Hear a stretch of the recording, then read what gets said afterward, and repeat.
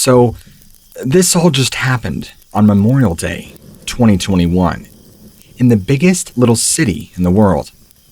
I will be using other names in this story out of respect for who they are, but I will use my own name because I'm okay with it.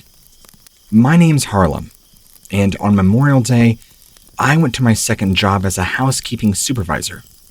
Basically, I'm in charge of checking the rooms when they are cleaned before the guests can check in and use them. I also am in charge of kicking people out, right at 11 a.m.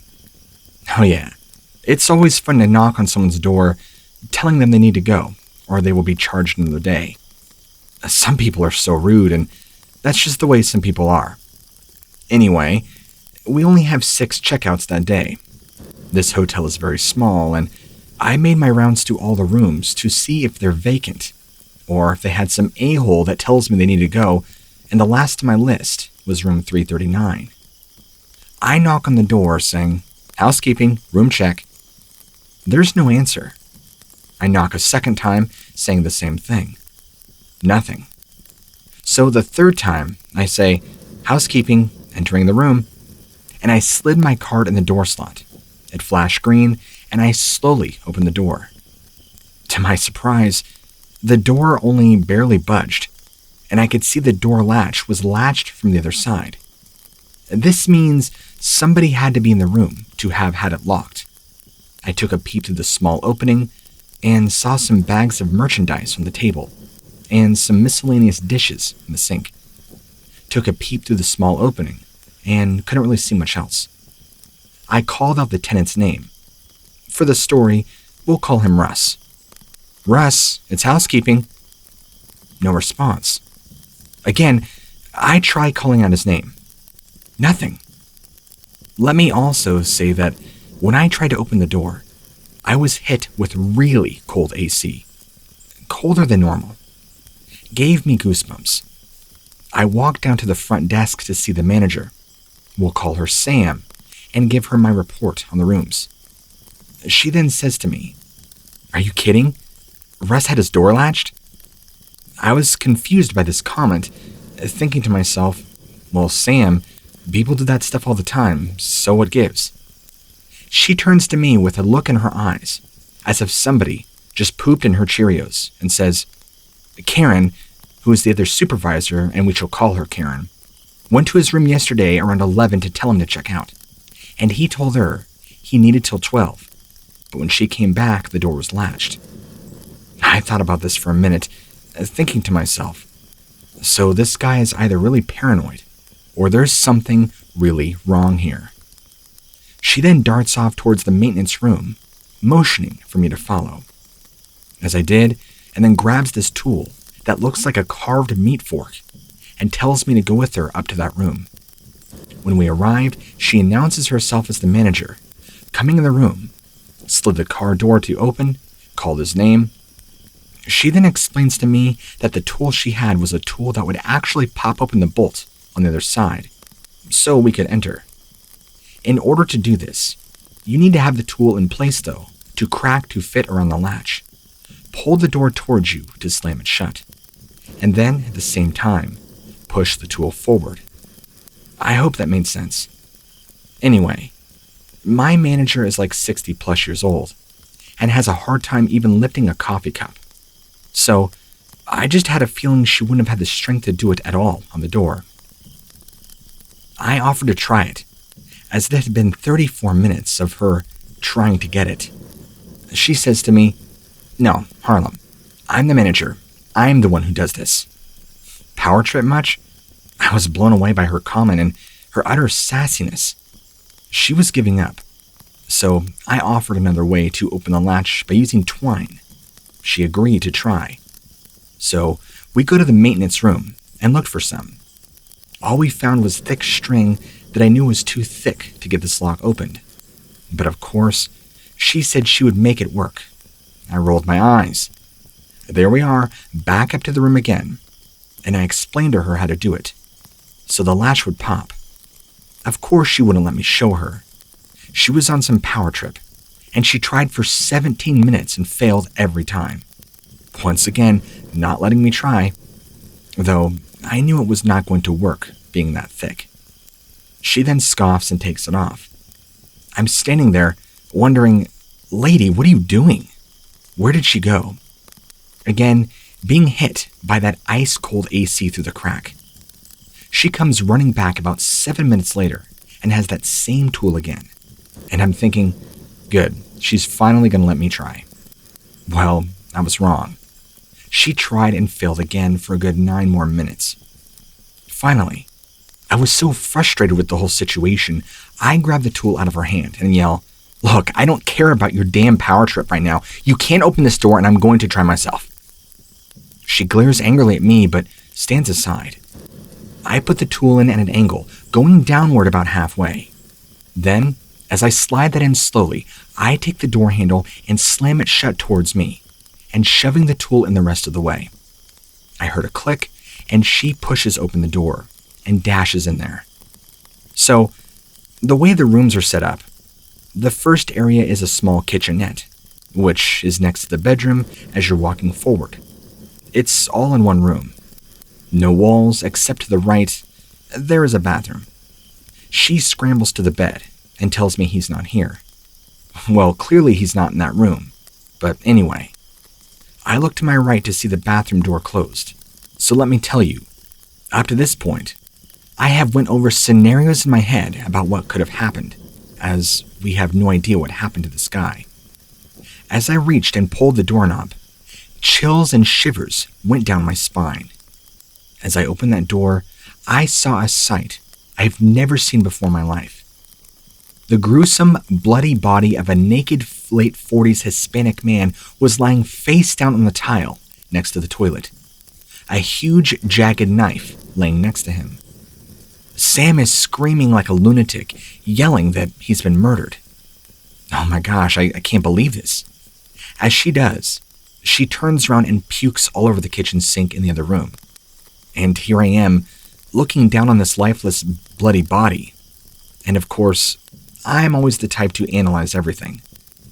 I could see clearly that this man was not murdered, nor did he die unexpectedly, but he had killed himself.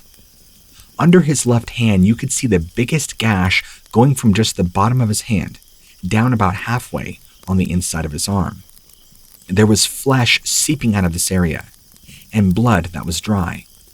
I quickly get on my phone to dial 911, and as I'm talking to Lucy, is what we'll call her, the operator, she asks me a series of questions about the victim, which I answer them for her. Side note, she had even asked to give mouth-to-mouth to the victim, in which I refused on the grounds and said, ma'am, he's dead. I can just see that by looking at him. Nothing's going to bring him back. Plus, I'm not really comfortable giving mouth-to-mouth to a corpse. That's way over the top for me, and gross.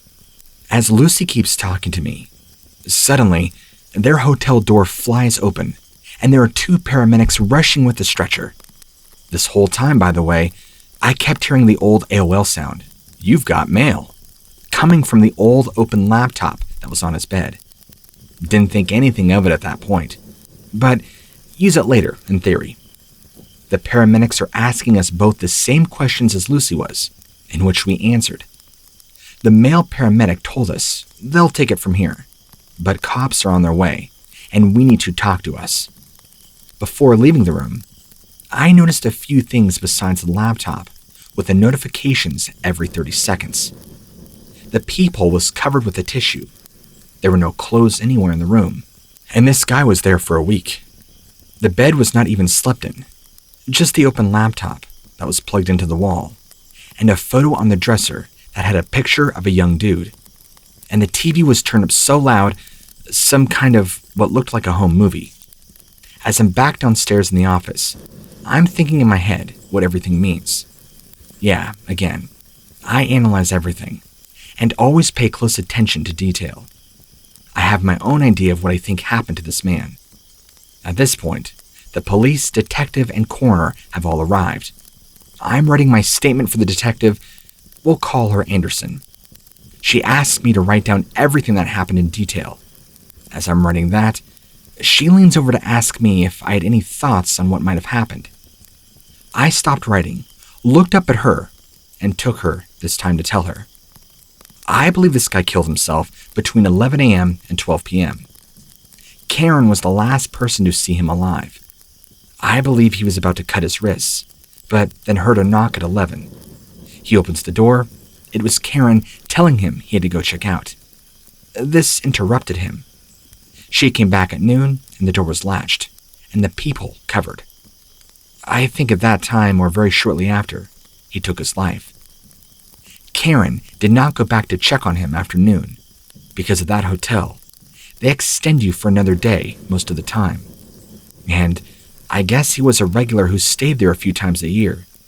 I believe he turned down the AC to the coldest setting because the body would decompose at a slower rate with less smell. I believe that the man in the photo of the young dude might have been a son or a friend, maybe a family member that he wanted to say goodbye to. And the TV was turned up loud as well, closing the bathroom door to drown out the sound of him screaming as he plunged the knife into his veins. I believe that he was kneeling, maybe to pray or something when he did that, seeing as how there wasn't any blood coming from his head. If he had been standing, he would have smashed his head on the tile and bathtub. And as for being naked, well, some people believe that the only way to leave this life is like the way you came in. Born naked, die naked. Maybe a purity thing. I'm not really sure. And I believe this was planned. He didn't have any toiletries with him or clothes. And lastly, the AOL mail notification on the laptop, I believe, was because this guy typed a suicide note. Probably emailed it, and the people read it, trying to get in touch with him.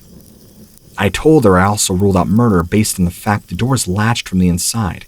Not to mention, the windows only open about 25% of the way, simply to keep you from jumping out. The detective looked at me with a mysterious look and said, "Well, I think you should be doing my job. You're surely onto something." She said that she would keep me informed and that the case was ongoing until the coroner would make his final decision. Asked me if I needed anything. I told her I was okay. I walked out of the break room where she had been questioning me and Sam and came up to me and asked if I was okay. I told her yes, but that I wanted the rest of the day off. She agreed. I'll probably never know what really happened to Russ, and again, everything I said about it and how it might have happened is just my thoughts. If anybody else has anything, please share your thoughts. I'd appreciate it. Lastly, I'll leave off on this. The way I feel right now inside, I can't explain. And I could not sleep last night because I have all these thoughts in my head about what happened. Not to mention the gruesome scene I witnessed. I know in time, things will be easier. But for a while, I'll have shivers when I open up the bathroom door in a hotel again. Thank you all for reading and listening. And to Russ, I hope you found peace that it seems like you so desperately needed. I'll keep you all updated on the outcome. First update. So far from today, June 1st, 2021, I was informed today that the photo was his son, who will be flying up on the 2nd to collect whatever he brought with him, and his car. Also, there was a suicide note sent to 5 people. Details about that and what it said were not shared with me personally, as I don't think I'll ever know what it said. That truly is a Memorial Day I'll never forget. I'm out. Harlem.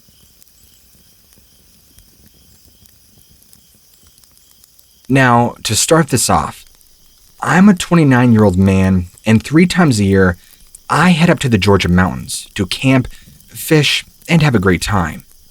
But after last trip, I doubt I will ever go again. I had been super excited the week before, as I was to head up to Georgia when the day finally came. I could have died with happiness.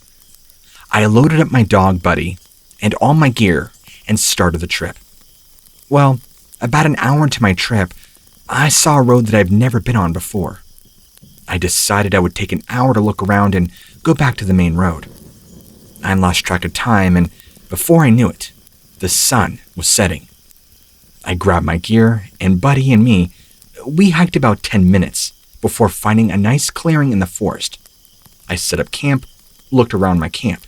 I saw a small man-made trail leading into the dark trees and decided that me and Buddy needed a walk.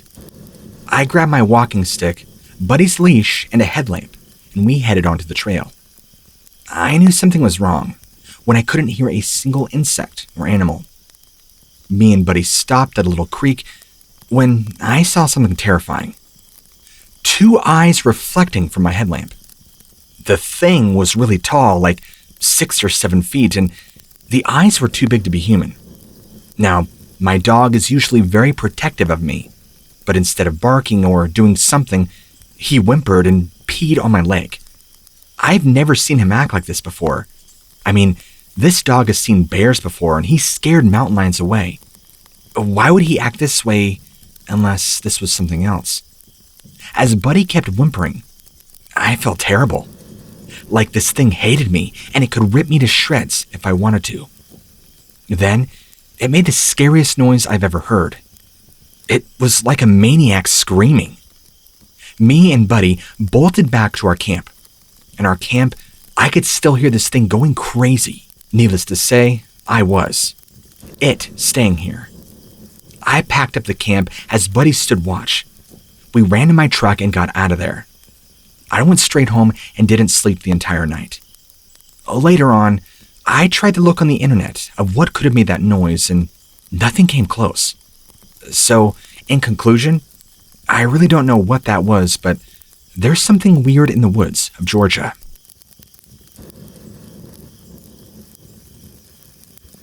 The story you're about to read is real. I finally decided to go public with my experiences after nearly 3 decades with just a few close family members and friends knowing. This was only my first occurrence with shadow people growing up. I had many more, mostly in my preteens to teens. Most of my paranormal experiences occurred within a range of 15 or so years, give or take. My earliest experience began when I was only 3 years old or so, and my last profound experience tapered off around 19 years of age. The story begins with my first paranormal experience of shadow people. My parents met in the late 80s and were both serving members of the military. Shortly after they met, both my parents were assigned to an Air Force base in Ontario. I was born there, and my brother followed shortly afterwards. Roughly a year after my brother was born, we were both transferred to a province in Quebec. We were located in a highly francophone region in Quebec, where my father had been posted to an army base. My parents decided to buy a house in a neighboring town. It wasn't a luxury home, but I enjoyed my time there as a kid. We had a large backyard, which I spent a lot of time in. The history of the house is unknown to my family and I, but from the looks of it, the house did not appear haunted. It wasn't bent out of shape. It was not a fixer-upper. It was just your regular 1970s to 1980s cookie-cutter house in an ordinary middle-class neighborhood. I suppose this might be one of the many visions of what a basic family home would look like in North America. In this house, at 3 years old, everything started. We were what I thought was an average family, but happy and in good health. Nobody had any serious issues. The family dynamic was awesome, and my dad was incredibly creative and fun. For the most part, we were good children. We did well in our early years of school. We weren't too spoiled, especially because we couldn't afford to be. But my mother did everything she could to pamper me and my brother. She wanted a good life for us. She would save her money to ensure we always had new clothes and shoes for school. She always also taught us good manners, to treat all people with respect, and to not judge others. Despite their eventual separation, they remained to be amazing parents. They always did their best to offer us a good life. While we moved to this town, my mother sacrificed her service to follow my father's. I believe it was a fluke that they were previously posted to the same base, because in the 1980s, career managers were not as accommodating to service couples as they are now in Canada. She decided to use this opportunity to raise her children and look after the home, until we were old enough to look after ourselves. Once you entered the front door of the house, there was a small square area for removing your boots, hanging your keys. There were 2 sets of stairs directly in front of you. one to the ground floor and one to the basement. Below and directly to the left, there was a bathroom, and inside the bathroom on the left side, there was a small storage space. The space was large enough to kneel down and walk into. So my dad used this space to develop the film, since it was dark and secluded. While the restroom was on the left, my room was on the right, which was beside my parents' room.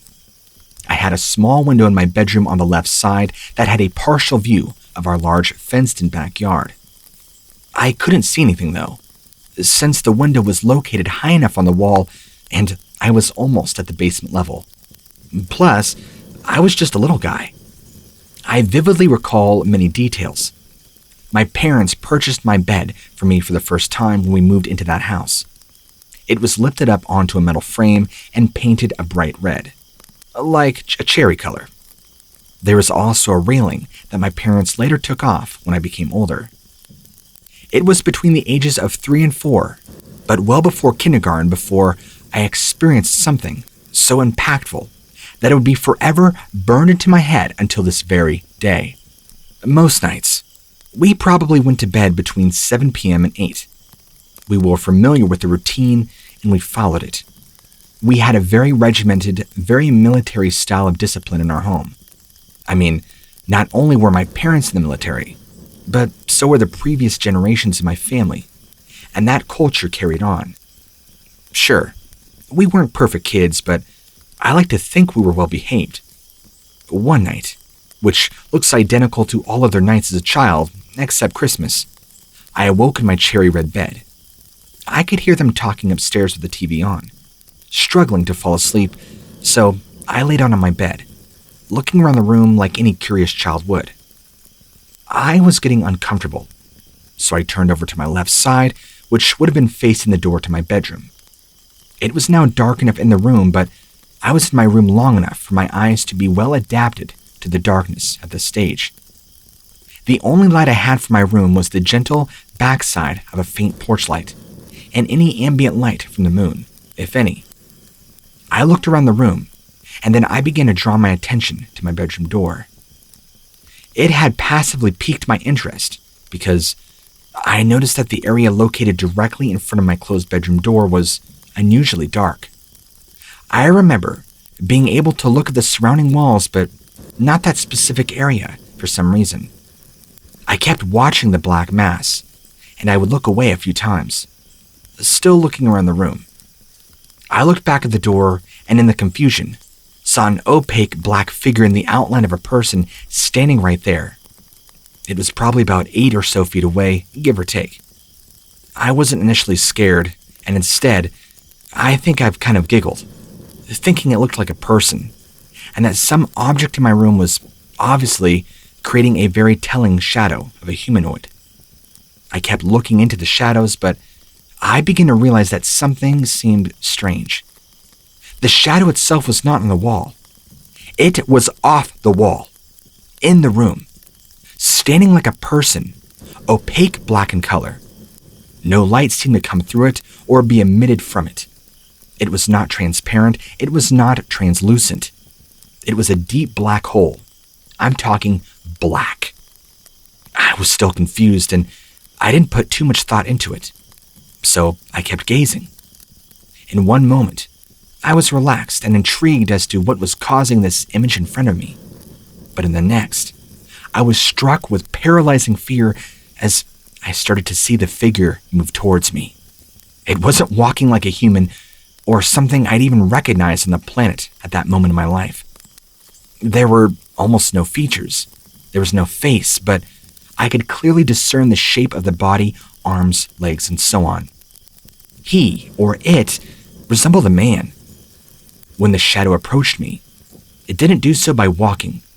There was no fluid human-like limbs moving around in a human-like, even Earth-like fashion.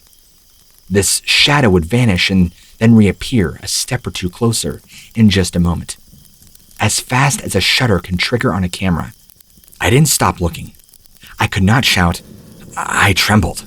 I cried. I had my blankets set against my eyes, but I kept watching, as if it was a film. It continued to move itself towards me, disappearing, reappearing, disappearing, reappearing, until it or he stood right over me by my nightstand.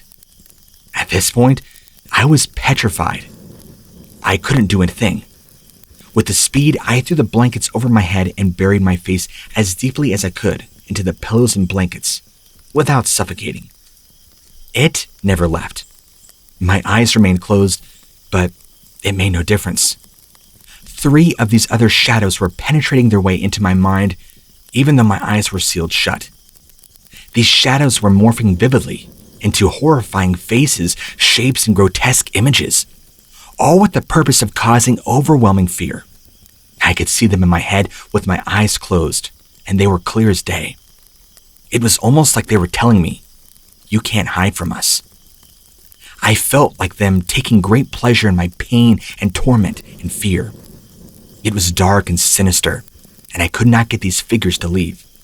I felt trapped, like a deer being surrounded by wolves.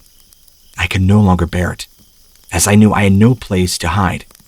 Somehow, I managed to muster the courage to dash out of my room and scream for my parents. I remember running up the stairs to the living room and tipping on the way as I shouted, "Mom and Dad, I have a man in my bedroom." Emotionally distraught, weeping, trembling, hyperventilating, trying to breathe. My mother did what I think most moms would do, and try to reassure their kid that it was just a dream and to go back to sleep. I insisted on the fact that there was a man down there, but my parents took me back to bed, turned on the light, said a prayer while leaving a holy crucifix underneath my pillow. It is the only case I can recall in this specific town, but it wasn't my last experience. They came back at times later in my life from the age of 9 to 18, and at a much higher intensity.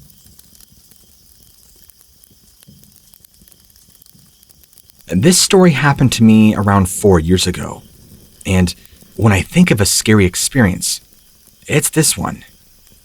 I've been listening to the podcast for a while now and decided it was time to share. Around this time, I was 7 or 8 and I can't quite remember. I was with my sister, who was a year younger than I. We were going to sports practice, and my mother had to run a few errands. If you've never been to a home goods store, it's basically a store with all kinds of things to decorate your house. For instance, decor, furniture, rugs, kitchen utensils, sculptures. We had been planning on buying a couch for somewhere in the house, but my sister was being stubborn and insisted she stay in the car. And finally, my mother just went in by herself, leaving us in the car. Now, we had parked our car, with heavily tinted windows, mind you, in front of a locksmith shop, which, is like those small booths that sold keys. My sister and I became very bored and decided to see how many keys we could see on display, or at least how many we could count, which was fun at the time, I guess. We were sitting in the back of the car, and we did not have cell phones, which will be important later. Then, we see this man come to the booth, and then another person came out from inside of it. The locksmith who left the booth had a small object in his hand. At the time, I couldn't tell what it was, but now I know it was probably an electronic lockpick or some other tool. They both shared a few words and pointed to our car. We were both scared and didn't speak, and even more frightened when they came to the driver's side door and we heard a mechanical clicking sound echoing through the car. My sister began to scream and my adrenaline fired up, my brain entering autopilot mode as I flicked the lock of my door, setting off the alarm to the locked car. The locksmith and the other man jumped and stepped back, frightened and taken aback by the alarm. They both jogged over to the booth and shut the door. All the while, I kept flicking the lock of my door to keep the alarm going and trying to comfort my crying sister. The two men ran out of the booth, got into the locksmith van, and drove off. I was too shaken to get the license plate number, but eventually, my mother came back to the car and we tell her what happened. She didn't call the police because he didn't get inside the car. There was nothing we could do. Every time we drive by that booth, I can't help but think what would have happened to us if I had not been quick to think.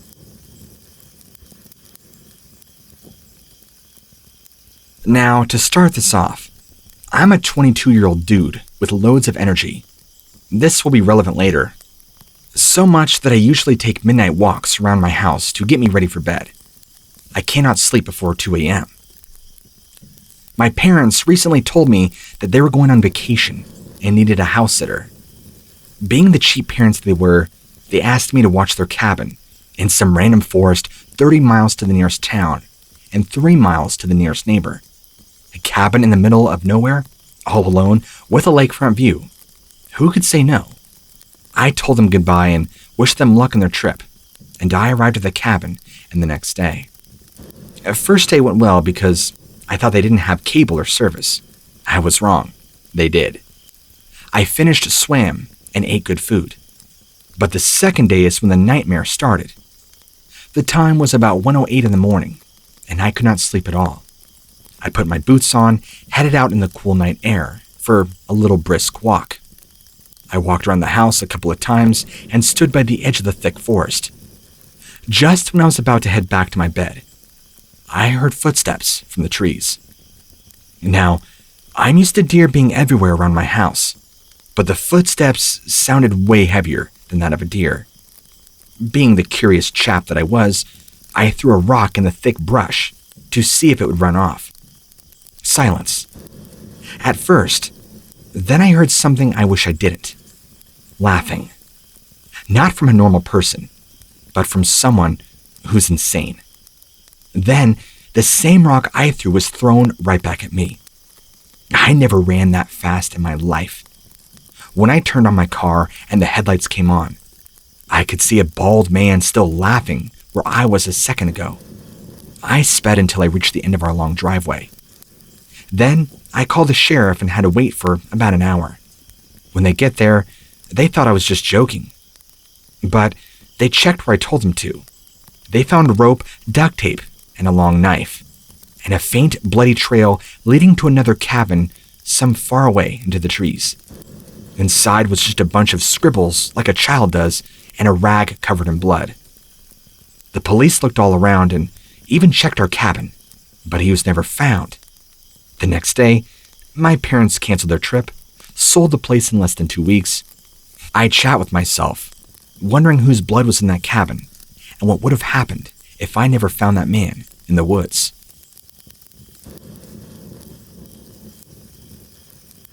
The following events happened to my father in the late 1960s when he was roughly 7 or 8 years old. I have changed the names for privacy's sake. Growing up in a rural Canadian town to a poor family, my father Dean and his siblings never had much in the way of entertainment. Often left unsupervised, the 3 children were all too frequently left to their own devices, giving them ample opportunity to indulge in interesting and sometimes provocatively dangerous activities. After accumulating several injuries this way, rather than putting their foot down, Dean's parents chose a more hands-off approach. The children's misadventures became all too easy to ignore completely. On a warm summer evening, the sun still burning high in the sky, Dean found himself wandering the neighborhood with 3 of his good friends who happened to live nearby. Spending most of the day roughhousing and pulling pranks, these group of kids decided their fun just wasn't over yet, and brainstormed on where to play next. One of Dean's friends, Thomas, suggested they go play in the local quarry, as there were plenty of boulders and sand dunes to climb on. Being a year or so older than the other boys, Thomas's ideas always seemed like good ones, and they all needed to head out to the big pit. Upon arriving at the quarry, dunes upon dunes of sand loomed over them, and the group of kids headed straight for the tallest one. They all took turns climbing up, sliding down through the sand. They were having what seemed like innocent fun, and had no idea their fun was about to quickly come to a terrifying end. Atop the dune, Thomas readied himself to slide down to his friends, waiting just below. Dean and the other 2 boys, Will and Jason, sat on the lower part of the dune, cheering on Thomas. But as he began to slide, their cheers turned into screams of horror. With Thomas came an avalanche of heavy sand engulfing the 3 boys entirely. Unable to stop, Thomas rode the wave of sand to the bottom of the dune. He quickly realized his friends were all buried alive in its wake. Frantically, Thomas began digging through the sand. A minute passed before he could hear a faint voice from beneath the dirt. He clawed and clawed until eventually he uncovered Dean, out of breath and pale as a ghost. Having been set up higher on the dune than his two friends, Dean had been fairly close to the surface after the avalanche. The two continued to dig randomly, not knowing where or how deep Will and Jason were in the piles of sand, realizing the severity of the situation. They knew they needed help. They separated, each running home as fast as they could. Dean burst through the door to his parents' house, yelling that his friends were buried in the quarry, and that he desperately needed help digging them out. Covered head to toe in dirt, and obviously distressed, his parents took one look at him, shook their heads. Rather than help and concern, he got a lecture. They didn't believe his story. He continued to beg them for help, but to no avail. Eventually, getting impatient, Dean fled the house to head back, hoping that Thomas's parents hadn't been so ignorant. He arrived shortly to find Thomas, his parents, and several neighbors digging furiously through the sand. After several minutes, the boys' bodies were found amongst the dirt, completely limp. It was too late. Ambulances came, and officers got details from Dean and Thomas. The two surviving boys never spoke again after this accident. Dean was never given any of the support or resources he needed to deal with the traumatic events that day. He lost his best friend in an instant, and has never truly found closure.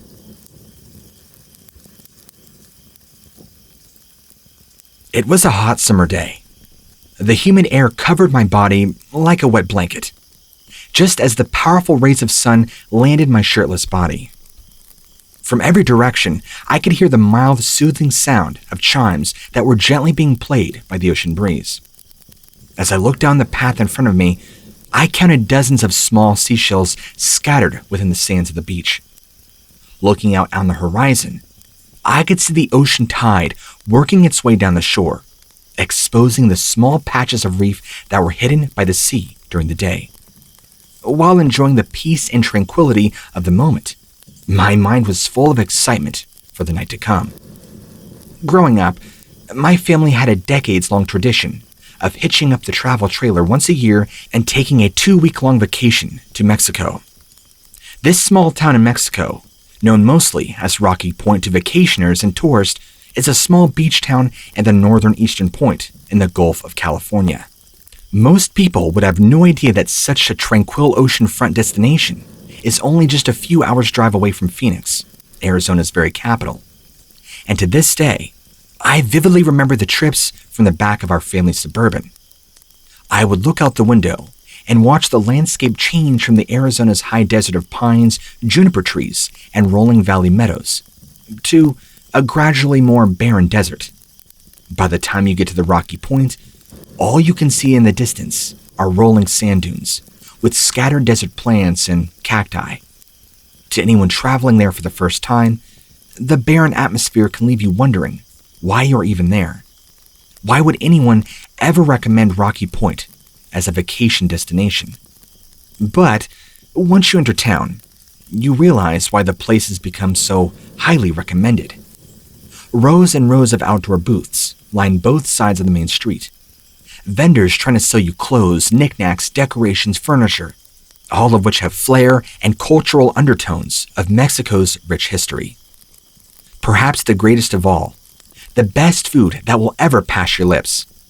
I have always had a love for Mexican food, but sitting at a breezy beachfront restaurant, looking out at the anchored fishing boats that supplied the very shrimp in your tacos, words simply do not do it justice.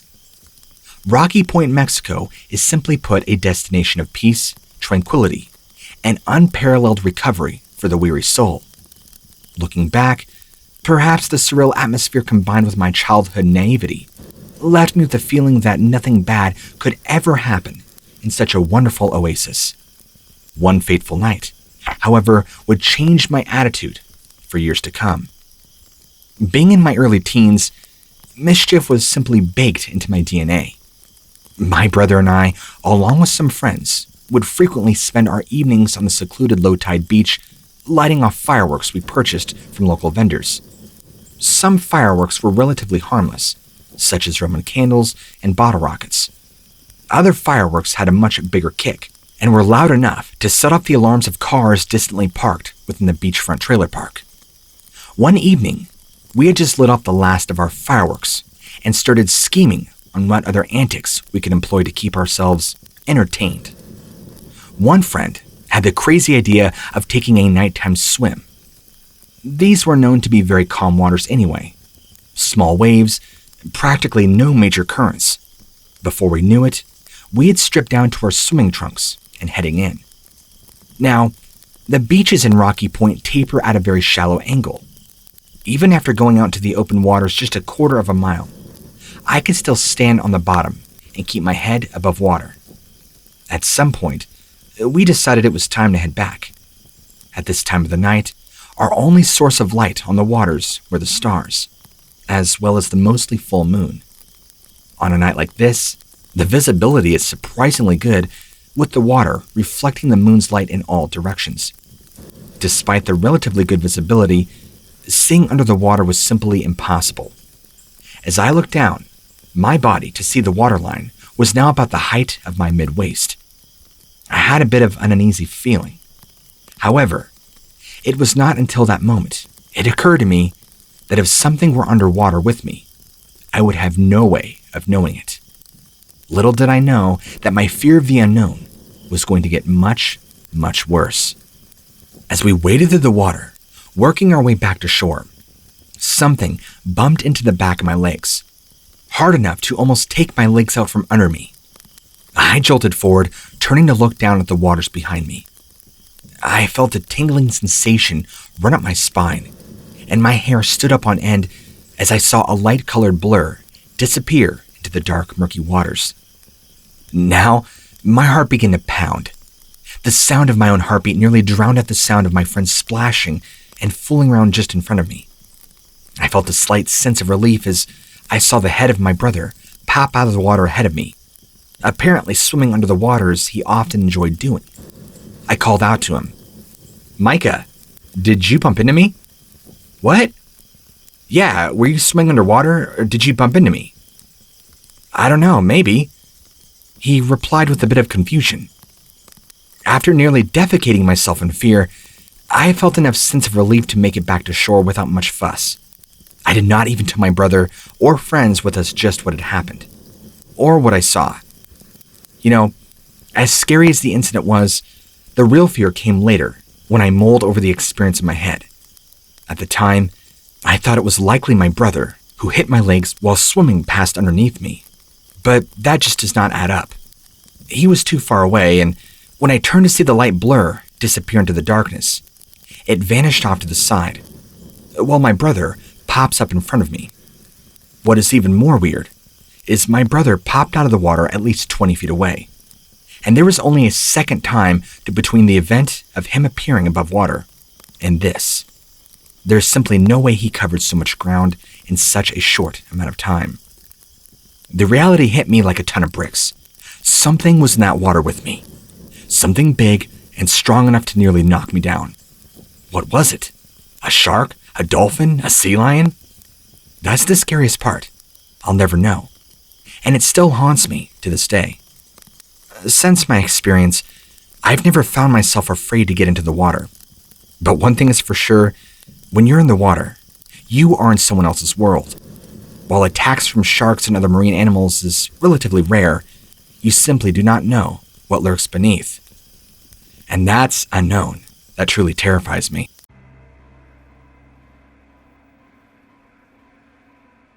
When I was in my 20s, one of my buddies had left town for the weekend. He was a single guy who lived alone in a tiny house that backed up to some woods and needed somebody to watch Baxter, a little black kitten he had just adopted. For 2 months prior, my buddy had been working at a local farm, and Baxter was a part of the litter that one of the barn cats had given birth to. He was the runt, and his mother often ignored him on top of his siblings, pushing him out of the way when it came to nurse. So, he was left neglected, malnourished, and partially starving. My buddy, who's always been an animal lover and too sympathetic for his own good, decided to take Baxter home and nurse him back to health. This worked, however. Baxter had caught an infection which would require him to take medicine 3 times a day. This would otherwise be fine if my friend didn't have a family emergency that required him to skip town for a bit. On top of that, the medicine had to be dispensed a few hours before or after Baxter ate.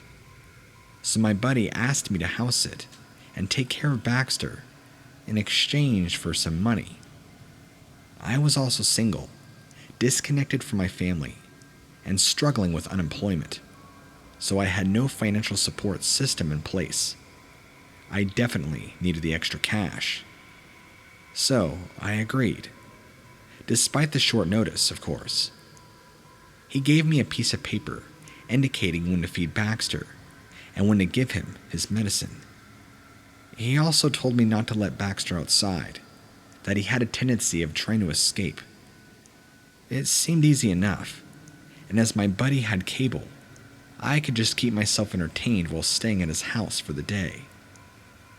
The first few hours of the house were pretty uneventful. The most exciting thing was the task of trying to get Baxter to take his meds. It was in liquid form that came in a syringe, and I had to dispense it in his mouth. If you've ever owned a pet, you'd know how much of a pain in the butt they can be when it comes to that kind of stuff. Still, I managed to make it work, and I fed him 3 times a day that my friend asked me to. Most of the time, I just watched TV, while Baxter slept on my lap. I'm not too much of an animal person myself, but given the backstory I'd heard about him, I figured I should let him have the attention that he was deprived of back at the farm. After giving Baxter his last dose of medicine, right around 9 p.m., I decided to call it a night. I'd be back in the morning, so it wasn't like he was going to be left alone for a super long time. I opened the door to leave when I felt Baxter's fur brush up against my legs as he sprinted out the door, and given he had dark fur, I wasn't able to see where he'd run off at first. I didn't have a flashlight or anything of the likes, so I followed him to the best of my ability into the woods. There, I had lost sight of him completely. I walked around, putting my hands around my mouth as I called for him. I didn't even know if he knew his name yet. I heard some hissing and low meows come from the distance, the noises only getting louder and louder as they went on. I jogged towards them, stopping to find 2 pairs of glowing eyes staring at me. The first were clearly from Baxter. They appeared to be high up in a tree branch and were pretty small. The other, though, while still high up, were much bigger. It took a moment for my eyes to adjust in order to make out the figure that belonged to them, and at first, my brain couldn't make sense of what it was. I'd never seen an animal like that in my life. As funny as it sounds, even though it was anything but hilarious in that moment, its body resembled that of a wrestler, or even a bodybuilder. Its spine had a nearly C-shaped curvature to it, and its arms stretched high above its head, as its gigantic claws gripped the tree that Baxter was in. Its head didn't match its human-like figure at all. It was simply that of a dog's. The monster had quickly lost interest in Baxter and directed its attention now towards me. Going back down on all fours, and though there wasn't much light, I was able to make out the deep scratches it had made in the tree that it had taken hold of. I didn't even have the time to scream, and found myself running for my life before I even knew it. I had gotten back to the house, locking the door behind me and pushing a nearby shelf in front of it. I then went to the back door, panicking, which was already locked, and also blocked it with furniture nearby. I paced around, trying to make sense of what had just happened. I peeked out a window, but there was nothing in sight, and I wondered if the thing even bothered to chase me in the first place. Did I just dream this whole thing? Was I sleeping and this was a nightmare? I knew Baxter was probably dead by now, or at least he would be soon, and I knew my buddy was going to kill me if that was the case. Somehow, I didn't think he would believe me if I told him that there was some sort of hellish-looking creature lurking in the woods behind his house. He'd been living there for 3 years and never spoke anything about the sort. Although I appeared to be safe, I didn't feel comfortable even going outside to leave in my car. So I spent the night in the house. I somehow managed to fall asleep. When I awoke the next morning, I pondered on whether I should try and look for Baxter. He was probably dead, and the creature from the night before was still in there. But at the same time, I didn't know how my buddy would react to such an event like losing Baxter. I ultimately decided I'd look for him, but only got so many yards into the woods before giving up and turning back. I wasn't going to put myself in unnecessary danger for just a cat. I moved the furniture back and went to search for Baxter. I called out for him, and to my pleasant surprise, I heard him meowing. I followed the meows, and he was still up in the tree that I had found him in last night. I was more easily able to see the scratch marks in the bark now, and they were even longer and deeper than I'd ever remembered. They seemed to be more closely resembling gashes, and a shiver went down my spine just upon the sight of it. I then noticed paw prints on the ground, most of them leading back into the deeper section of woods. As quietly as I could not to attract any attention from the beast, I encouraged Baxter to come back down from the tree. It took a couple of minutes, but eventually he complied, and I carried him back to the house, pacing my walk as fast as I could. I fed him and thought about what to do next. Ultimately, I ended up packing up his food and medicine and brought him back to my apartment. My landlord did not allow animals, so I had to be careful when it came to getting him in. I gave him some newspaper to use as a litter box, but the damn thing pissed on the floor anyway. I just kept him in the bathroom for most of the time after that, and fed him, and gave him his medicine at the time that it said the previous day. Once it was time for my buddy to come back home, I took Baxter back to the house, and instead of leaving, decided to wait for my friend. Once he entered the house, he seemed surprised to see I'd stuck around, but wasn't unwelcoming or anything. I gave him a few minutes to wind down and settle in, before letting him know the events that unfolded just a couple of days prior. He was mostly just confused, and asked if I was sure that it wasn't just a wild dog. I told him I was certain. He shrugged, and said he was glad that I got Baxter back, and then gave me my cash. I figured it wasn't my problem anymore, and just went home. Well, a little under a year later, Baxter went missing again. He'd snuck out of the house at night when the back door was left ajar. It didn't shock me, to say the least. He was born on a farm after all, and the outdoors were his calling, even if the outdoors had all sorts of predators lurking in the woods, some more terrifying than others. A few days passed, and Baxter never came home. I helped my buddy put up missing cat posters, but deep in my heart, I already knew what had happened. My buddy was in denial, and would spend a lot of time in his woods searching for his cat.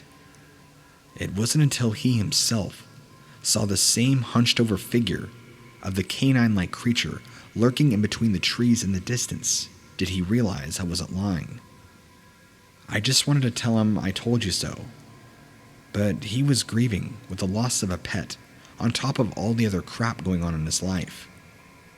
He sold the house eventually and moved in with me, which was helpful, because even though since I'd gotten a job, it was just barely enough money to keep my head above the water.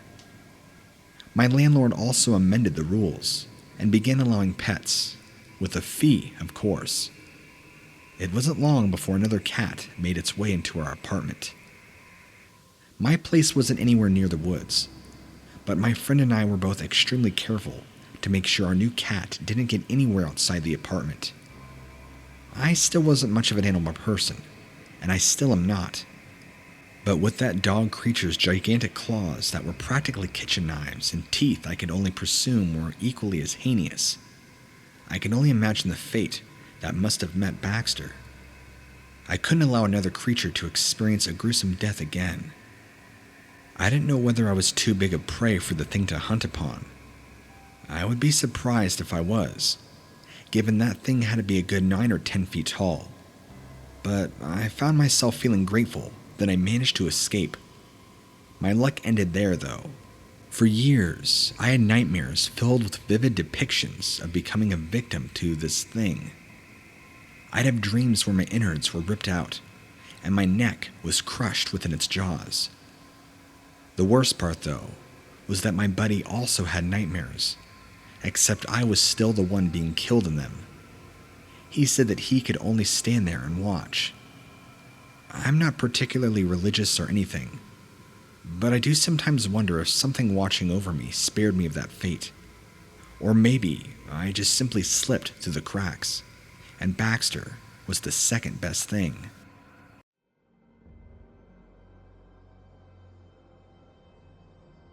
I had an encounter with something horrifying along the river. I was with my brother at the time, and we both saw this creature. It looked like a man, but it wasn't a human. It did have a muzzle, but the skin on its face didn't have any fur on it.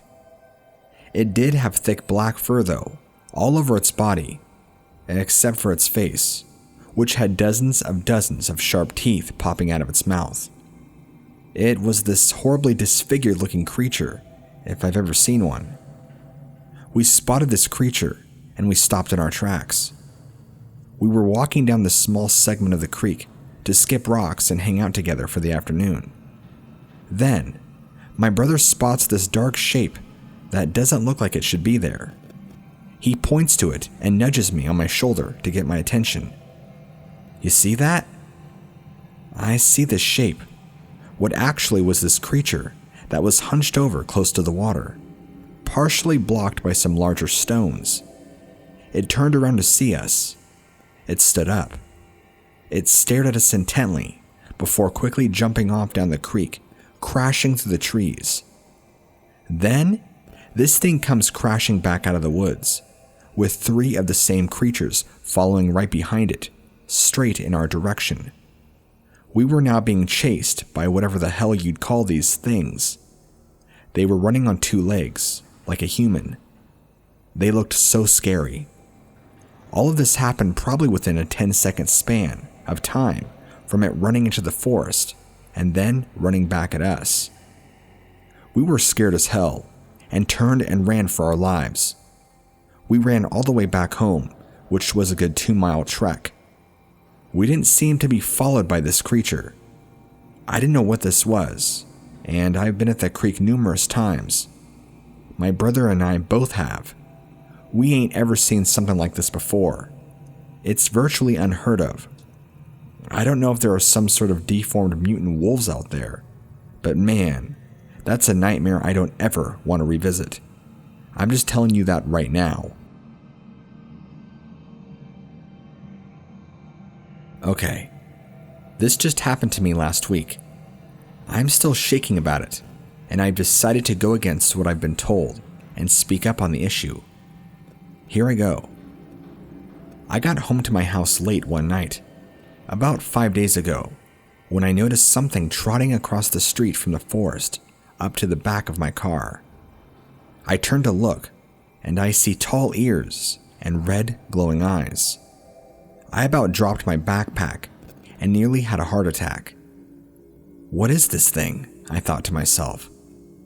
I was frozen in place and couldn't even move to turn to get into my small house. Then, this thing, this horrible creature, stood up from behind my car and started walking towards me. I was looking at a real-life werewolf in the flesh from what I could see. It stood and walked just like a man, but its legs and arms were covered with thick, matted fur, just like the rest of its body. But those parts of its body seemed to have little tufts of hair that kind of almost glistened in the small amount of light given off by the nighttime. I couldn't see its face clearly, but I could make out the horrible eyes, and then it had a huge, huge mouth filled to the brim with teeth. I could clearly see 2 rows of razor-sharp teeth coming out from behind its lips. It was beginning to snarl at me as it raised its hands out to me, as if it was reaching for me. This was hands down the most terrified I think I've ever been in my entire life, and I've almost nearly drowned a couple times, but that's a different story. In that moment, I experienced extreme fight or flight. I regained my senses somehow, turned around, grabbed hold of my door handle, and thank God, conveniently I had forgotten to lock it this time when I went out, and flew through the door. I slammed it shut, locked it, and ran to call the police, only after grabbing the biggest knife that I have. I just hoped that the thing couldn't break into my house. I phoned the police and told them what had happened. I had told them I was being attacked by somebody, and this person was being aggressive and trying to break in. They said they would send someone out and that they were on their way. I began to calm down a little. My heart was beating so hard out of my chest, and I was having a hard time catching my breath. The creature was adamant about getting to me. It was trying to claw its way into the house, clawing away at the front door, wiggling the handle violently.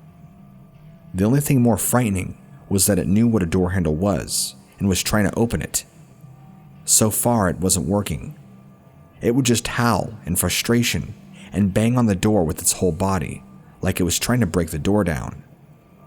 After about 5 minutes, which felt like hours, the police had finally arrived.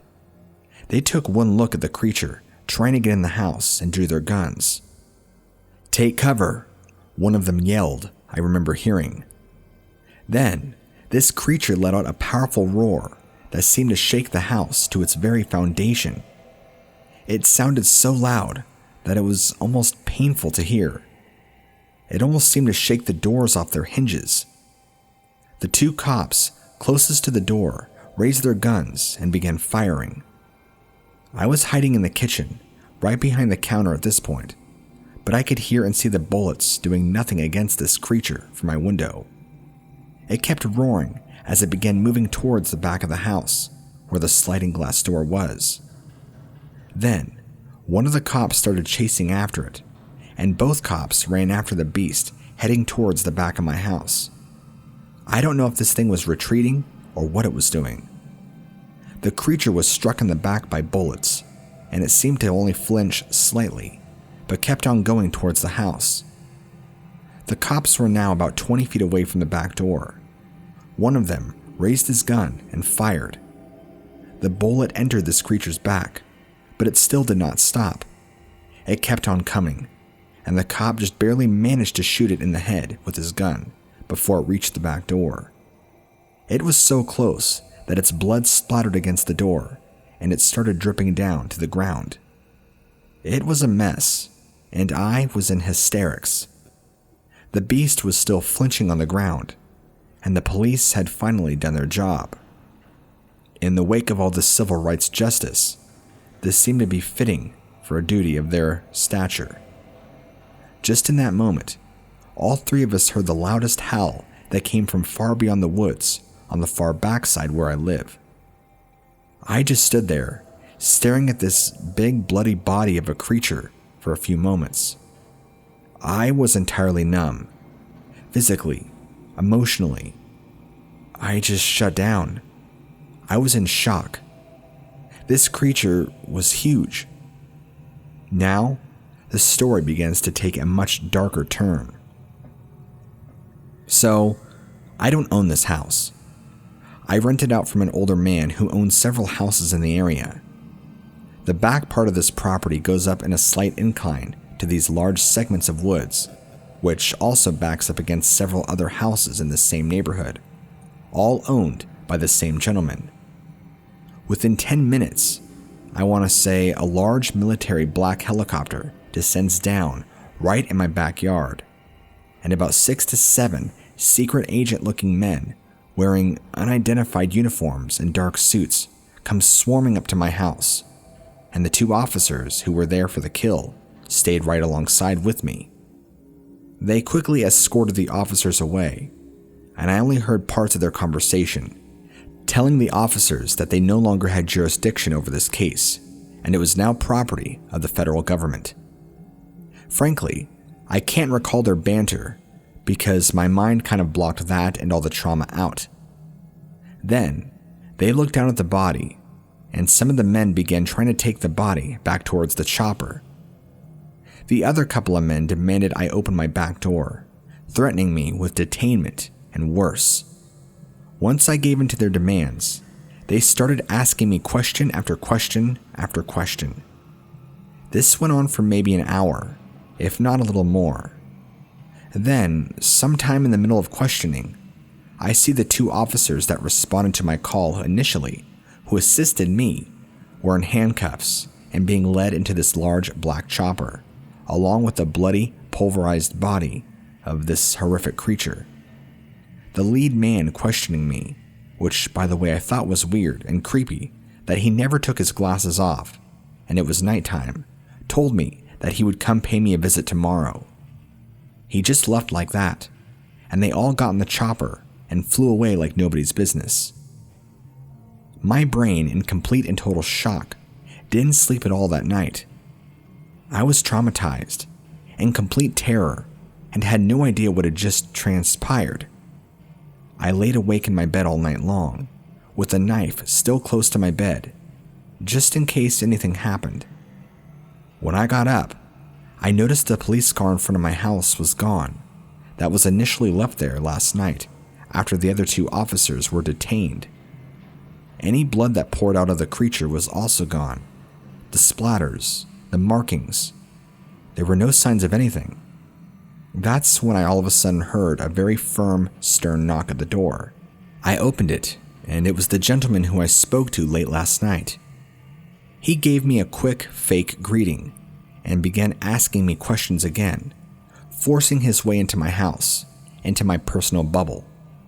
To say I felt violated and uncomfortable is an understatement. This was a full-on interrogation, or so I felt. When I would in turn ask him questions, like who are you? What government branch do you represent? Who do you work for? How did you get here? He would answer them with questions for me, or would just ignore them altogether. I got a really bad vibe from him. His questioning was very aggressive and started talking about things in my personal life that only I know about. Then, he threatened me with blackmail if I ever told a soul about any of the events that had transpired last night and today. I spat right in his face, literally, and told him to please leave my house. Look, obviously I said it in a much more colorful way, with using more colorful words, as you can imagine. But for the sake of the story and typing it out, that's what I did. He left without saying anything. I had no idea where he came from, because I saw no cars out of anywhere, no helicopter, nothing. Anyway, I know this story may not seem like it makes much sense to you, but this has had me freaked out, and I don't care. They can do whatever they want to me. Take me out for all I care. I don't think they're going to do anything serious, especially if I share this story. Let's see them do something though. They have bigger fish to fry with the whole COVID thing. Let them. I don't care anymore. Hopefully my story can get out, and maybe, just maybe, we can turn the tides for good.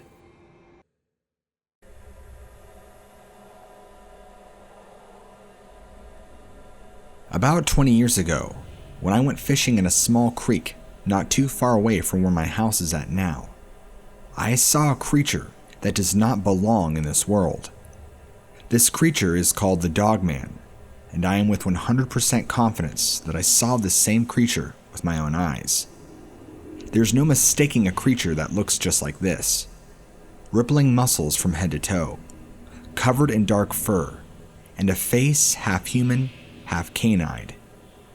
Before I get into that though, let me give you a little bit of a backstory so you can understand how my encounter happened. There is a tiny watering hole that's connected to a small creek that runs in between these mountains, and I visit them often to just go and relax, and sometimes I fish. I probably have visited this spot a few times a week, and for whatever reason, it was usually always dead. It wasn't completely hidden and out of the way. You had to walk off a small trail, about 10 minutes to get to it, but it was a wonderful spot. I've invited a couple of my friends over the course of the years and time to go to that same spot fishing. This time was no different. At least that's how it started out. I was by myself, and all I had was my rod and lures with me. I parked my car, and I walked into the trail a little way to get to the part where I need to walk off the trail. I made it to the watering hole, and as I'm setting up my rod to cast into the water, I hear movement directly in front of me on the other side of the watering hole. I look up, and I'm greeted with two striking red eyes looking dead center at me. Very intense. The first words that came to my mind were, uh-oh. This thing was a hulking beast and standing on two legs. It was using one arm to hold back part of the tree that it was stepping through, and the other part to hold on to another tree that was in front of it. I'm guessing it was coming to the area and just happened to peer right into this little clearing right where I am. The expression on its face read startled and surprised to see me there. I don't think it was expecting to come out of that forest with me standing there tinkering with my fishing rod. It stared at me for a brief moment, dead in my eyes. It didn't really seem angry, and it didn't seem like it wanted to attack me. In fact, I didn't feel any feelings of hostility. It felt more like an animal that had encountered a human being and was still in the moment, waiting and calculating on what to do next. After a moment of an intense stare, it slowly just backed right back into the woods where it came from, and I heard it walking off. I couldn't believe what I just saw. This was back in the spring of 1999, back when nobody really ever had information like they do now, like about cryptids and Dogman in general. I never have or seen or heard of this creature before, and hadn't even really heard of Bigfoot at the time, at least not to my recollection. That whole realm was all new to me. The only experience I had with anything not of this world was growing up. I was fairly certain that the house I had lived in was haunted, and I had some pretty severe experiences with that, but never did I imagine that monsters were actually a thing. I probably stood there in shock for a couple of moments, not sure what to do, and not sure what to feel. I wasn't petrified, but I didn't feel comfortable sticking around and pursuing my evening fishing. I had no idea if this thing had plans to come back, or what, so I left. For the next 3 to 4 weeks afterward, every time I thought about that same fishing spot, it would just bring that experience right back to my mind and make me not want to go anywhere. Finally, about 3 to 4 weeks later, I would say I was finally able to gather the courage to come back to that spot, but this time, earlier in the day. It was during the day, and on a day that I wasn't working, so I could afford to come before noon, versus the evening time. It was just as peaceful and quiet as ever, and I stayed there fishing until dusk. After that, I feel like that broke my fear of this creature returning. It is now 2020, 21 years since this incident, and I've still been back to that same fishing spot on and off frequently since then. Sometimes by myself, sometimes with friends, but I have never seen that creature again. I never told anybody about this, and even now there's seldom cryptid and Bigfoot researchers that I've shared my story with. Who's going to believe me that a canine humanoid creature popped out of the woods just to say hi? People want to judge you if you said you had a Bigfoot encounter, let alone a canine creature encounter. I didn't even realize at the time they were called Dogmen and were a reoccurring cryptid that would come in the future. Had I ever seen this creature, and if you were to tell me about it now, I probably would laugh at you and say you were making it up. I'm only a believer because of my actual sighting. I've never needed or felt I needed to share my story with others just to feel validated.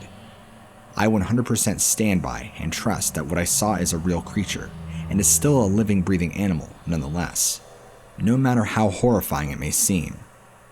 I share this with others because I hope they can find information that I share useful and potentially use it to plot out areas where this animal is or could be. By the way, this all took place in northern Idaho. The Chamberlain Basin, located in central Idaho in the White Cloud Mountains. Adventure awaits if you're a guide or the hiker hobbyist. But if you are like me and had a run-in with buffalo wolves, it's a place you want to stay far away from. Long story short, I do nature and landscape photography and videography. Most of my clients involve stock footage companies as well as some smaller, lesser-known magazines. I travel all around deep in the thicket, looking for some of the best shots and best videos I can get. Much of my work is actually on stock footage websites, but most of my work I sell privately. Before I tell anything about my story, I firmly believe that there is some supernatural quality to these animals. Coming from me, that's quite a big deal. I'm a firm believer in that there's nothing other than this life. I'm not a total atheist, but I'm pretty close to it. But I still consider myself somewhat agnostic. Now, let's ask the real question. Why do I believe there's a supernatural quality to these animals? Well, here's the thing. I'm a photographer, and after the run-in I've had with these buffalo wolves during this journey, I would like to think that I could have gotten a couple great photographs, right? No. This is a perfect example. I'm not sure what the phenomenon is, but there's something going on.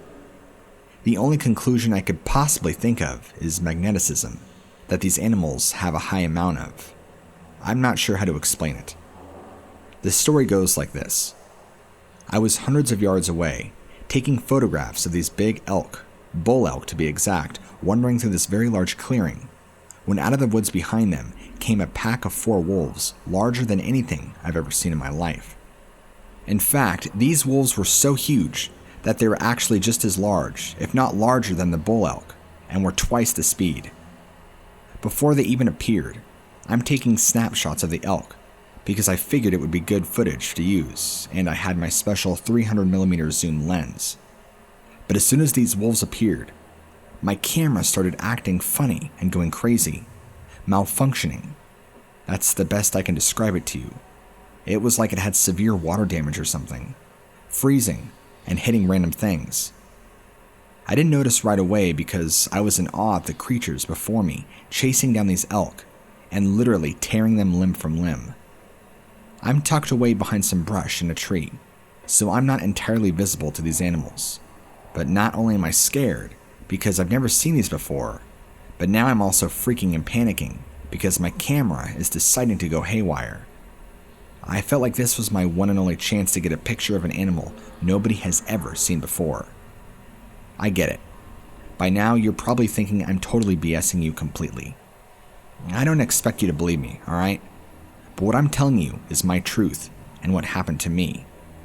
It didn't take more than a few seconds for these 4 wolves to close in on these 2 large elk and tear them apart, using their hands just like a person. The whole while I'm in awe, trying to make my camera work, but I keep looking up because I don't want to miss what's going on. This was a rarity in nature. These things were tearing massive chunks of meat off these animals, and in fact it seemed like the elk were being killed so fast, or dare I say eaten, they didn't look fully dead yet. It was grotesque. It was insane and terrifying all at the same time. All of a sudden, one of them looks over my direction, quickly followed by the other 3. They all stop eating and just stare right in my direction. Now I'm beginning to have a severe panic attack, thinking these things are going to descend upon me and tear me limb from limb like they did that elk. I know they couldn't actually see me because I was hidden behind some brush in a tree, but I wondered if I was upwind and they could smell me. I managed to successfully retreat far away from the area without these things ever moving towards my location. I was still able to keep sight of these creatures while they turned their back to their freshly killed meal. My camera was still rendered inoperable. In fact, for the next 2 days after, I couldn't get it to function properly, and I lost a couple days worth of work. Following that trip, about 200 plus pictures on my SD card became corrupted after that malfunction. I have no way to explain what happened or how it happened. I have never in my life had pictures on an SD card become corrupt or a camera malfunction in the way that it did, and I've been shooting professionally for years. The only other time I've ever heard of such a phenomenon happening is with UFOs and abductions. That's nothing to do with what I'm talking about today, but I've heard of this kind of thing happening. Do I believe that these were alien wolves that I saw because of their size? No. But how does this all of a sudden happen? And second, these things appeared out of the woods and chased the elk.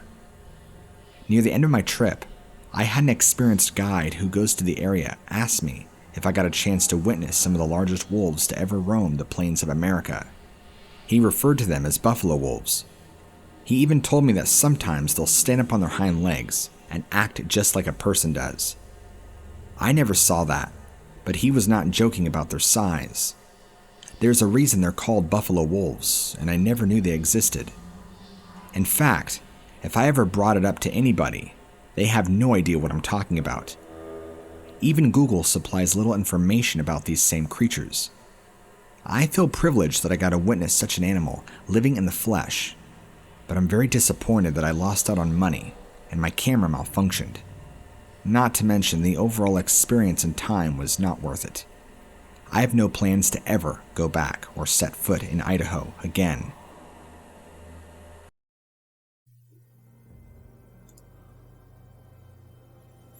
I knew the history of my ancestors were cursed. Ever since I was a little boy, I had dreamed of being born at an earlier time so I could get my own tribal name and possibly bring our family's name more honor. Today, everyone just sees us as a permanent refugee or casino owner. My family's past is complicated and a difficult one. I always try and ask my grandmother or great-grandmother why that is. They would tell me tales that have been passed down from our ancestors since the late 1700s. My grandmother tells me not to bother my great-grandmother with such foolish questions from her childhood, simply because there's no way in her old age that she would ever remember them. Unfortunately, my great-grandmother has come down with dementia. She has her good days, and she has very terrible days. One day, I had come over to spend time with my family, and she began having one of her episodes. She walked around the house, speaking in the way of the old tongue, in which I had no idea how to speak. Our family got somewhat lazy in passing on the tradition of our language. I can make out a few words, but not many. However, one that I could pick up that she repeatedly kept saying was monster. My grandmother took her to her bed because she needed rest. I stayed the night at the house because I wanted to make sure she was all right. I checked in on her later and asked her if she was okay. She said that she was, and I asked her what monster it was that she was talking about. She said that she would tell me, as long as I promised not to tell grandmother that she told me. When she was a little girl, growing up with our ancestors and our tribe, she would occasionally get into trouble and sneak out of the village a lot to explore the woods and the wildlands around the area. She remembers that when she was younger, her mother would take her out back to forage for berries. She remembered that berry patch as having the sweetest berries around. Those were like candy for her. When she knew that she wouldn't be spotted by anybody, she would sneak out of the berry patch and eat some of the berries and play with her doll there. One day, when she was out there, she noticed a rather large fox skulking about. She gasped and ran, but the fox was more afraid of her than she was of it, and it too ran away. Thinking she was safe, she stayed there and continued playing with her doll and eating berries. A while later, one of the adults from the tribe found her there. He was a tall man that wore a fox pelt over his shoulders. He must have found the fox from earlier and skinned it. She snuck out again the next day, and for a while, that became her normal routine. She had told her mother and father that she was playing with some of the other younger children and that she would sneak out to the berry patch. When she went out to the berry patch this time, all the berries were gone. She kept going through the patch until she found more, but she could not find any. She walked farther and farther away from the village, and before she came to a clearing, she saw that man again. The man that had killed the fox the other day. He still had the fox pelt on his shoulders, but what came next, she did not expect. Right before her very eyes, he transformed. This large man became this rather large fox, the same fox she saw the other day. His large forearms turned and formed into hind legs and paws. His legs shaped backward and became strong hind legs of the fox. He was now hunched over, and fur was growing all over his body. Large orange fur tufts came out of his body like weeds. She could only see him from his backside, and then he began looking around to see if he could spot anything. He was facing away from her until she caught a glimpse of his bright yellow eyes. They searched the tall grass for signs of watchers, turning ever so slowly towards her. She could see his entire body now, and this was no ordinary fox. This was probably 3 times bigger than a normal one. His paws were the size of large rocks. His white chest and underbelly, still toned and cut from human form. She said his body looked so strong you could shoot an arrow at it, and the arrow would break. His arms and legs were clearly defined and muscled from numerous previous hunts he has probably been on. She noticed his nose was moving oddly. His nose was twitching, trying to smell something. The more he turned her away and kept smiling, the more she realized he was smelling her. The creature started taking low, prowling steps towards her, and it spotted her. It was now hunting her. She knew if she didn't run, it would get her. She stood up and ran as fast as she could through the tall grass, and cried out for her mother and father, over and over, hoping that somebody would hear her. This beast, this monster began chasing her, but not quick enough to catch her, just quick enough to stay on her trail. Whether that was intentional or not is unknown. She ran past the empty berry patch and continued to cry out for her mother and father, screaming the word monster. She made it out of the berry patch, but by that point, it was too late. The beast had pounced on her. It ravaged her clothes, trying to bite into her, when a spear came over and struck the beast in the head. It cried out loud and took off into the tall grass. A hunter from the village had saved her. Her mother and father were mad that she took off, but were relieved that she was saved by that hunter. After that day, she never ventured out of the village again alone, in fear of seeing that terrible beast shapeshifter. Obviously, shapeshifters are a huge part of my ancestry and legends, but sometimes what we think of as tall tales are more than just that. There is truth to them. Had that hunter not saved her that day, that man-beast would have taken her. Whether he practiced magic or not is unknown, but it's possible he could have been a skinwalker. With all the great things about my ancestors that I can really admire, there are very dark parts of our past, and that, the art of shapeshifting, is one of them. I would have to say that growing up in the age of strong men, beasts, and evil, it would be hard to scare somebody like me. As someone who fought in the Second Great War, I've seen and heard some very bad things that the world of men is capable of. Some of those things I have done myself, but never before had I seen something as twisted or demented as this up to my point in life. The year was 1942, and the Germans were holding an encampment of ours farther to the east, just south of the Belgian border. Our troops were deployed, and we were told to help push the Germans out of the occupied territory. Knowing what I did now, I probably would have never gone with the squad that day if I had a choice.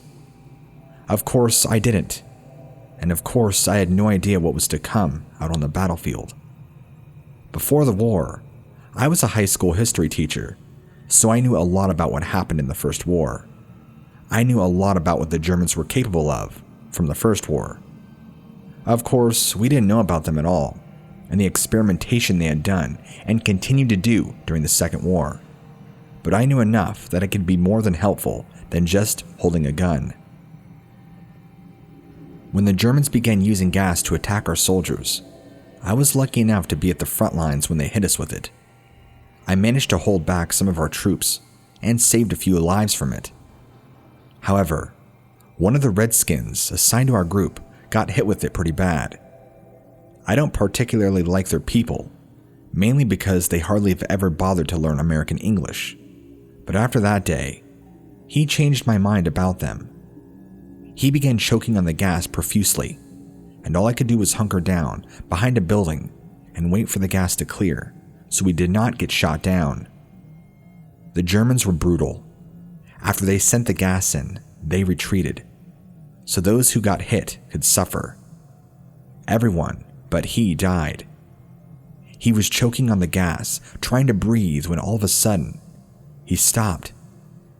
I sighed, feeling bad that another one of ours had died, and then I watched as he stood up from where he was, picked up his rifle, and charged at the enemy like nothing at all had happened. I'm not sure if anybody else saw what I saw, but I knew we couldn't go after him as the gas was still lingering. We were told to pull back for the night, and by the morning, we would pick it up again and try and take that part of the city back. When morning came, I packed up my gear, and 3 of us went to do a perimeter check to make sure it was safe to roll out. Only us and 2 other squads had made it. There were about 20 of us between the 3 squads left and 12 or so missing or MIA. We cleared the perimeter and were ordered to push on slowly while we waited for reinforcements from Belgium. What we saw, I don't think any of us could have believed. The Germans had made an encampment at the edge of town, waiting for us. It funneled into 2 large streets at the end, with 2 or 3 machine gun nests pointed at us.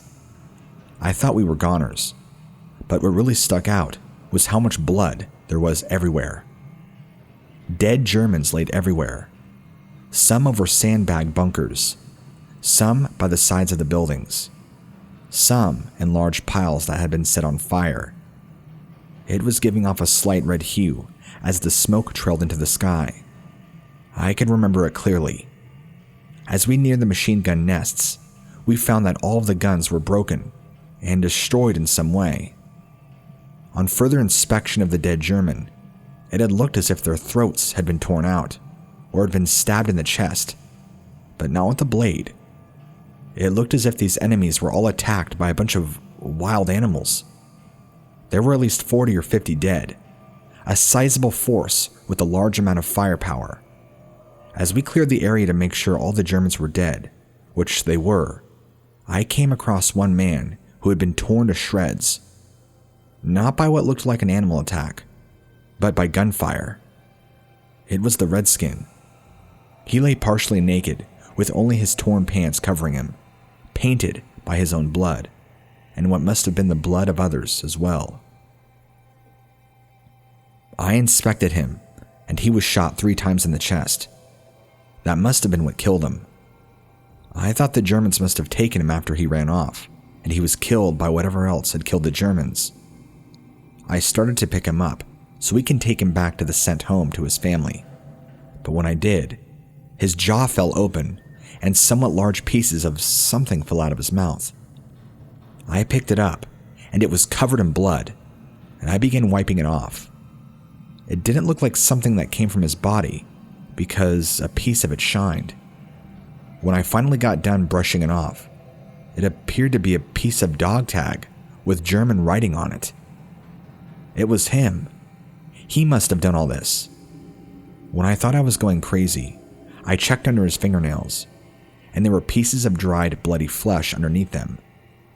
I freaked out. I dropped his body and began to turn away and run when my sergeant had stopped me. Panicked, I told him we had to warn command about the others in case of other Redskins were capable of doing the same thing. He told me that I wasn't to say a thing to anybody and reassured me that the Redskins, as I so called them, was a hero, that he put his life down and saved us by killing so many of the enemy. Knowing that command wouldn't believe a word of what happened there, he ordered us to burn all the bodies, and told me to burn his especially, so nobody but he or I would know what happened that day. After we had finished that, he was to report it back to command as a friendly pilot, but had helped us out during the night, and had hit all of their soldiers so we could press on. I didn't find out till much later in life, when the internet was made, that he was what they called a skinwalker. I had never been honored to know such a man in all my life. I knew him only a short while, but he was one of the bravest men I ever knew. I wouldn't learn this until much later, but back in that time, the military was deep into exploring capabilities with bioweaponry, bioexperimentation, and soldier enhancement. The small amount of natives that were enlisted, or used against their will, made for easy subjects to test out as super soldiers that had the power to, with what you and I would call shapeshift. They called it something else.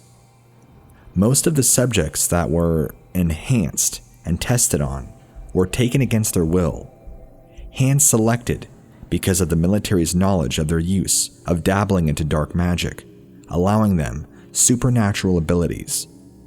Those supernatural abilities were then enhanced and then put to the test on the battlefield in the name of our country. I know it might be a shock to you that the military has done all sorts of bio-programs, but these have even predated World War II. Even the Germans were starting to dabble in this sort of testing with captured Jewish prisoners. There is very few people, if anybody, that lived long enough to actually release this information to the public, let alone talk about declassified information, so it's kind of hard to come by.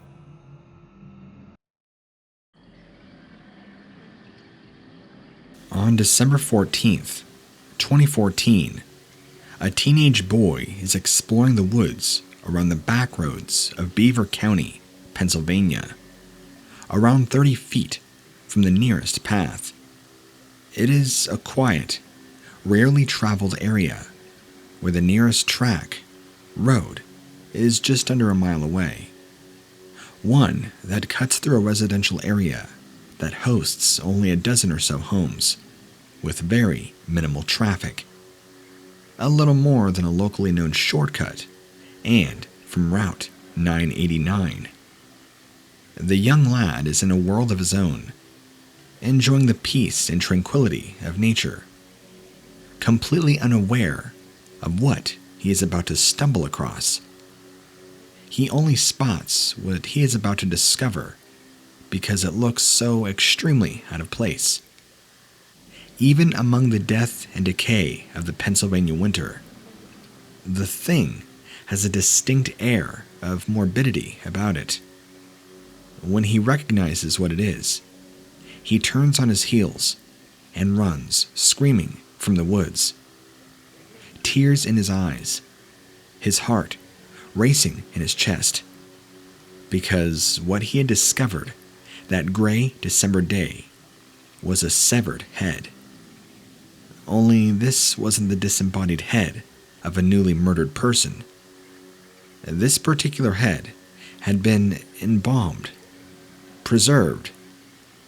When police finally arrived, hours later, they discovered that the eyes of the severed head were shut, but the mouth was wide open.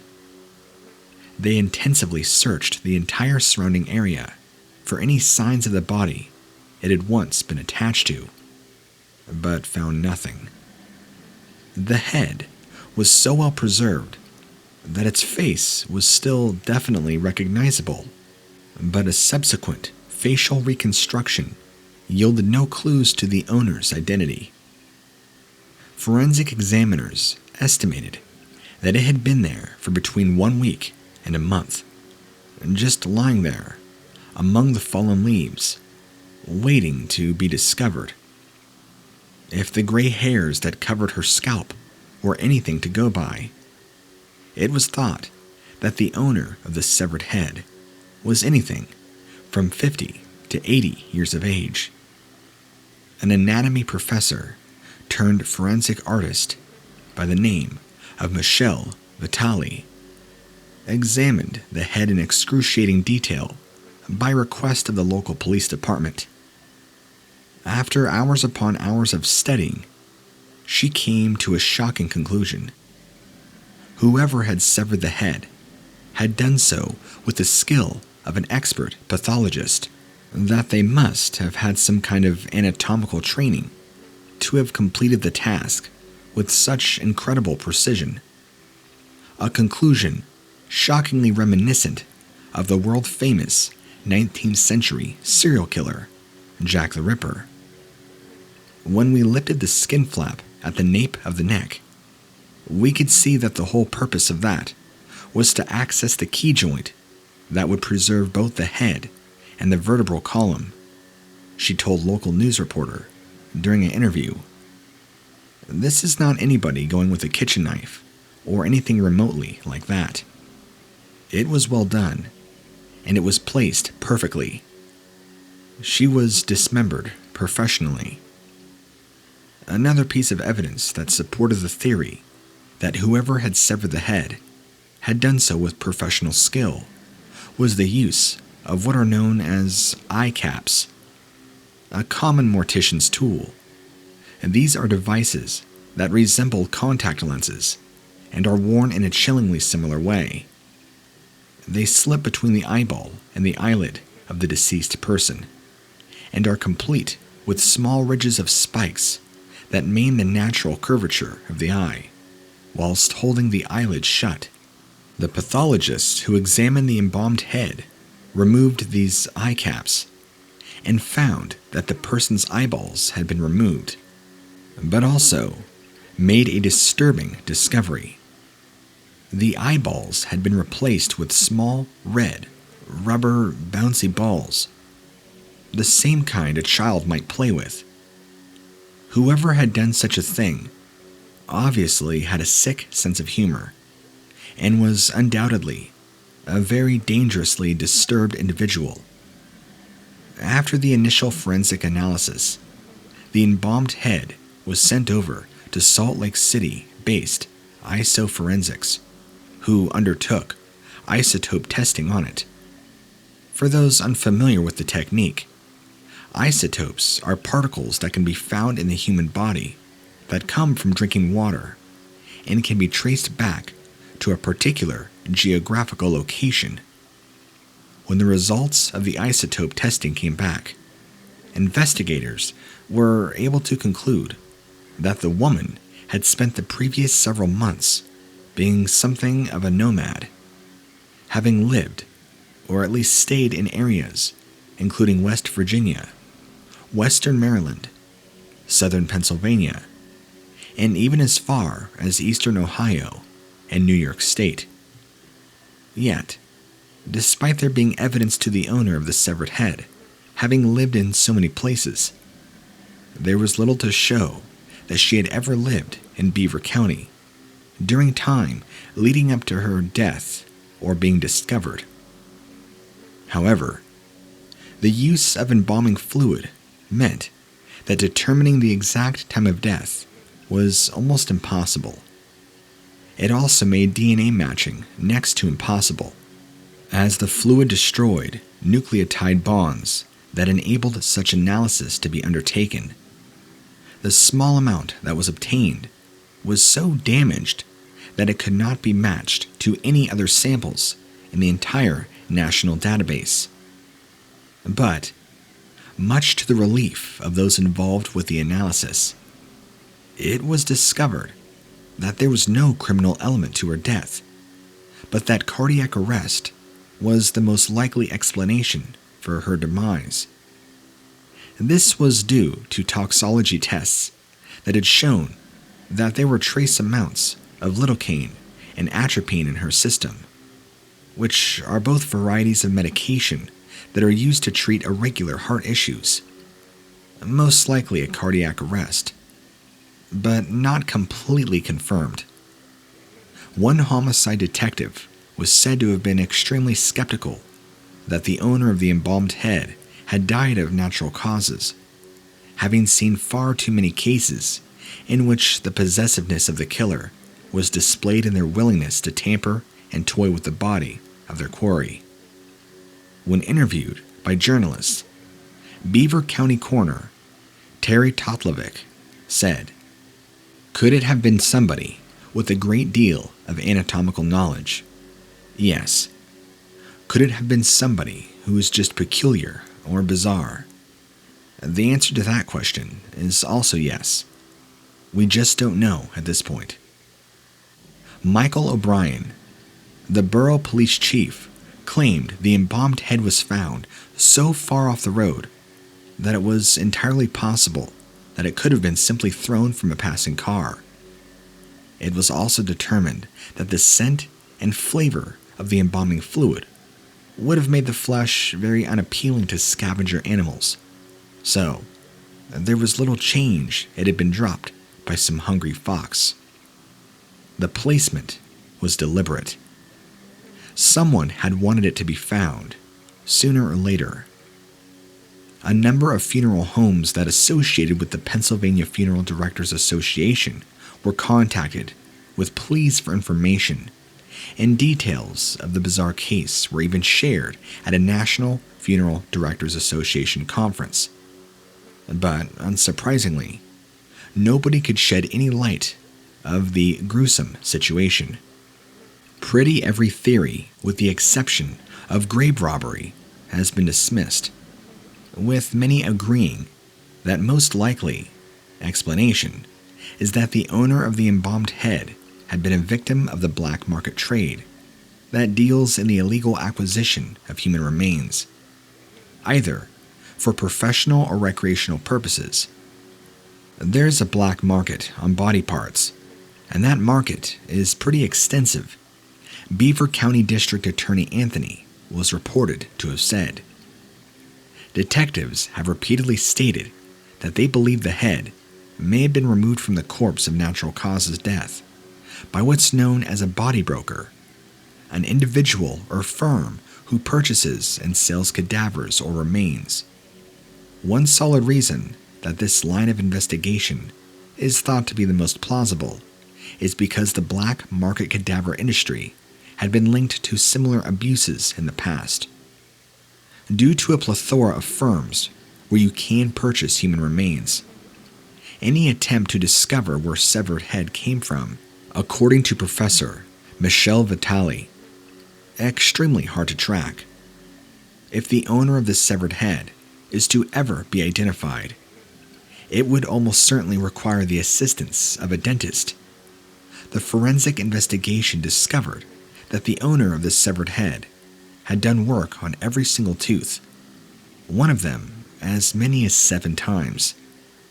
On one of 3 teeth that had been pulled, forensic dentists discovered a filling compound that wasn't available to dentists before 2004, indicating well that the woman must have died after that particular year. So far, analysis of the woman's dental work has produced no leads, but with the forensic facial reconstruction, investigators still hope that someone, someday, will be able to identify the woman and give her name back. Almost 6 years later, we are still no closer to discovering the identity of whoever owned the embalmed head, or that of the sick individual who had severed or stolen it before replacing the eyeballs with red rubber balls. It might well remain a total mystery who exactly placed the head in the woods out in Pennsylvania. But perhaps the real question is, do we really want to know the whole story behind it? Or are we more likely to sleep easier, remaining in blissful ignorance?